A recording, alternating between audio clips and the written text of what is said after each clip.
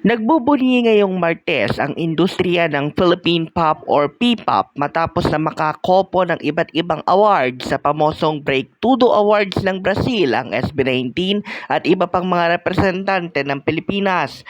Base sa impormasyong natanggap ng Mabuhay Radio News, panalo ang Mahalima bilang International Male Group of the Year sa pangalawang sunod na pagkakataon kung saan natalo ng P-Pop Kings ang iba't iba pang mga K-pop at global pop icons kabilang na nga diyan ang 5 Seconds of Summer, Be First, Big Time Rush, Rise, 17, Stray Kids at Tomorrow X Together.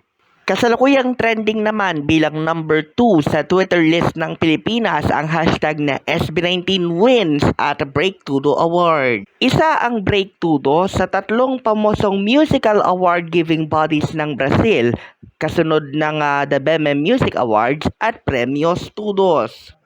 Maliban sa SB19 ay nag-uwi rin ng parangal ang magkapatid na boy band at girl group na BGYO at BINI. Para sa mga hitmakers ng Pantropiko ay nag-uwi sila ng karangalan bilang International Breakthrough Artist of the Year at International Video of the Year para sa awiting Cherry on Top, Cherry on Top.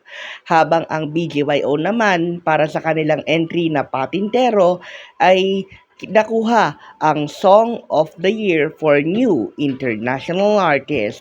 Para sa Mabuhay Radio News sa walang takot walang pinapaboran, ito ang Senbat sa Patrol number 2, Stephen Saraspe Perez.